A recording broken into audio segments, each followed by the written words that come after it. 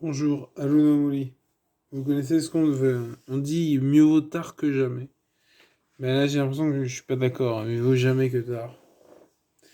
Alors, en 2022, je m'occupe enfin de mon problème avec vaccination. Comme vous le savez, je l'ai expliqué dans une vidéo précédente, le vaccin contre l'hépatite B a déclenché ma sclérose en plaques. Et donc là, je vais essayer de. Je suis pas vacciné contre le Covid-19, hein, bien sûr, j'ai pas envie de mourir. Et j'ai pas envie d'avoir d'effets secondaires barbares non plus. Et donc j'ai envoyé une demande de dérogation à la vaccination, machin. Mais ils ont refusé. Ils ont refusé parce qu'en fait, bon, ils m'ont mis un courrier assez long. En fait, j'ai lu exactement de quoi ils parlaient. Et en fait, on m'en avait parlé, une amie à moi m'en avait parlé, une amie handicapée. C'est qu'en fait, et qui avait le même problème que moi, c'est-à-dire qu'en fait, il faut se faire vacciner pour ensuite tu te prends une piqûre et si ça se passe mal, tu as une dérogation. Ah, tu peux la demander. J'ai pas dit que tu l'avais. Mais si ça se passe mal, donc tu te fais piquer une fois, ça se passe mal, tu survis, idéalement, hein. Tant pis si tu perds l'usage du bras gauche, ou tu n'arrives plus à marcher, bon, ça va, hein, on va pas chipoter non plus. Et donc, tu as un problème, et donc, tu fais une dérogation. Je sais pas s'il faut le faire à chaque fois. Tu vois, parce qu'à mon avis, les connaissances, c'est toujours des durées plus, enfin courtes, pas forcément courtes, mais des durées. Tu vois, genre 1 an, 2 ans, 3 ans, c'est toujours comme ça. Même genre un mec à qui genre il avait un accident de voiture, il a les deux jambes coupées, on lui donne une carte d'invalidité avec une durée. On sait jamais si les jambes repoussent. On sait jamais. Donc c'est toujours comme ça, au moins après il y a une autre demande et c'est l'usine à gaz, hein, ça travaille, ça fabrique, ça fait oui, monsieur, non, monsieur, etc. Donc là, l'idée, c'est que donc, pour la vaccination, il faut que je fasse le vaccin, que je survive. Si je survive pas, remarque, c'est plus simple. On ne pas la demande, hein. Hmm. Je sais pas si tu serais considéré comme mort du Covid. Je sais pas. Au niveau des stades, je veux dire. Je sais pas. Parce qu'il faut bien qu'il y ait quelque chose qui t'ait tué. Moi, je sais pas, parce que les vaccins ne te tuent pas, donc c'est forcément quelque chose d'autre.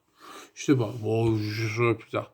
Mais en tout cas aussi, ce que je voulais réagir, c'est sur donc la réaction très mesurée de notre cher président, hein, Emmanuel Macron. Franchement, les débiles qui ont voté pour. C'est pas ça, c'est pas ça que je veux dire. Le 31 décembre 2021, il dit restons unis, bienveillants, bienveillants. Et qui veut du bien, bienveillant. Solidaire, bienveillant. Le 4 janvier 2022, il dit les non vaccinés, pas les anti-vax, hein, pas les, non, les non vaccinés. J'ai très envie de les emmerder, donc on va continuer de le faire. Bon, au moins, ça a le mérite d'être clair, hein.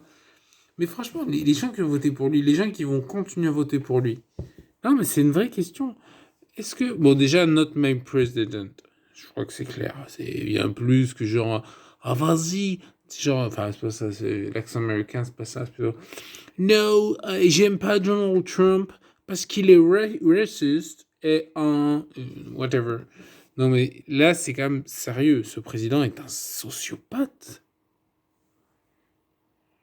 Je suis pas un psychologue, machin, donc peut-être que je définis pas bien, je dis pas le bon terme. Mais il a un problème d'empathie sérieuse avec les gens, quoi. Il est fucked in the head. C'est vrai. Je sais pas si je vais essayer de la mettre sur YouTube cette vidéo, mais c'est chaud, quoi. Il est complètement cramé, quoi. Fucked in the head, carrément. Voilà. Donc là, vous avez voté pour un malade mental. Après, je connais des malades mentaux. Enfin, oui, je connais. Mais des personnes qui ont des problèmes mentaux, qui font des thérapies, qui essaient de se faire soigner et tout. Mais là, oh, président de la République, hein. Hum. Ouais. Hein. Voilà, bah écoutez, je vais la mettre sur YouTube, ouais. Bon, ça va, je dis rien de spécial, hein. Juste qu'il est fucked in the head. Ah là, quel malheur. Quoi il sert, sérieux. Mais Donc là, concernant donc la vaccination, bon, elle sera pas obligatoire, hein, parce qu'en fait, il va faire en sorte que les gens aient envie de se faire vacciner. Mais, parce que le problème c'est ça, c'est que je le vois avec mon procès actuellement pour le vaccin contre l'hépatite B qui a déclenché la sclérose en plaques. En fait, il y a plusieurs catégories. Et notamment, il y a une catégorie qui obtient assez facilement, entre guillemets, des dédommagements, le labo dit ouais, c'est vrai, ça a déclenché votre sclérose en plaques. C'est quand la vaccination est obligatoire. C'est pour ça qu'en fait, ils ont tout mis sur le dos de l'État, parce que l'État, c'est qui? C'est nous. Donc maintenant, si jamais tu meurs à cause des vaccins, tu peux peut-être réclamer quelque chose. Ah non, t'es mort. Non, mais je veux dire, si jamais tu meurs, tes parents, ta famille peut éventuellement réclamer, mais ça se fera auprès de l'État. C'est l'État qui dédommagera. Oui, bon. Parce qu'à l'heure actuelle, c'est les labos qui sont responsables si jamais, tu vois, il y a un accident vaccinal, si jamais il y a un problème. Hmm. C'est ça, c'est ça. Maintenant, non, non, non, c'est ça. Donc c'est vraiment là, c'est un truc très, très de gauche, donc je peux le dire. C'est la privatisation des bénéfices et la collectivisation des pertes.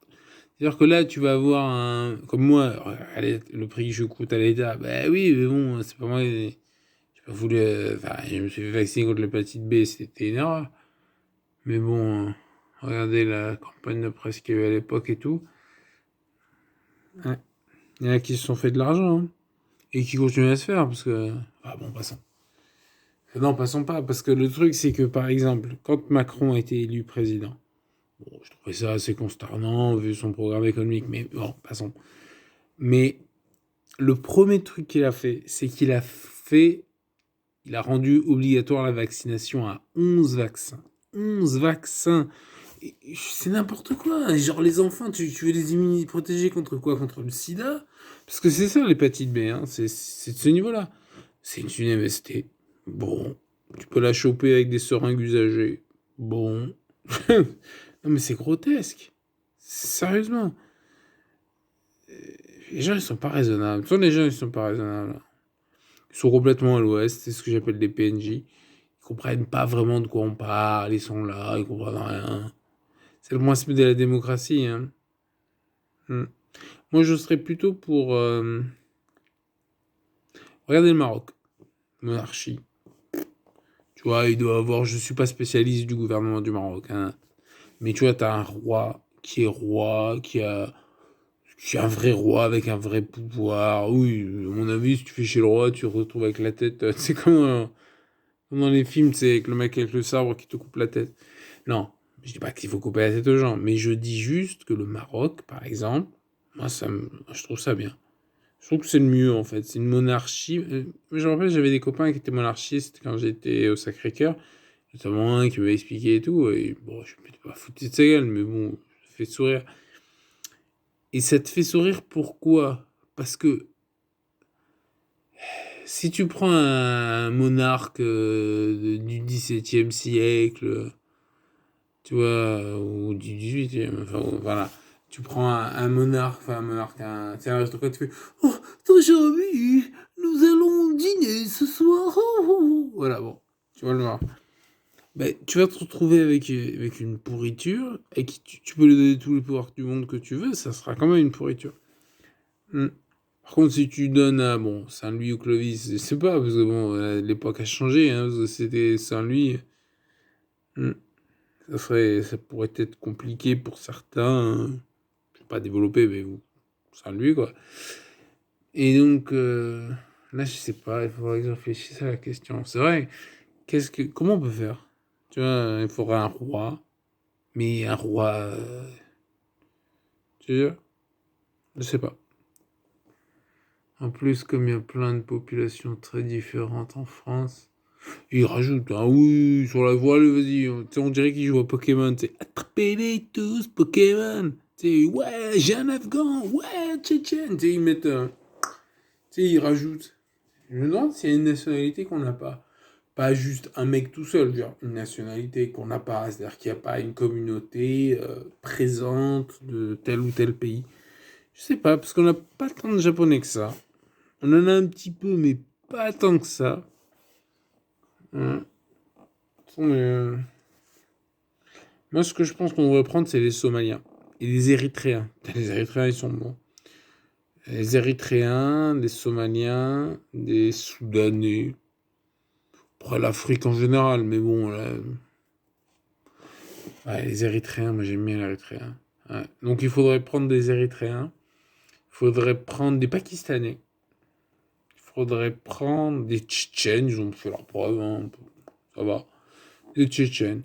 Et surtout, il faudrait faire qu'Emmanuel Macron se promène, sans garde du corps, hein, se promène dans les quartiers en faisant regardez, j'ai des caricatures du prophète, regardez, ouais, comme ça. Ça serait bien, comme ça, pour avoir une discussion thématique, tu vois, argument contre argument, qui se passerait bien du coup. C'est vrai que ça serait une super idée, ça.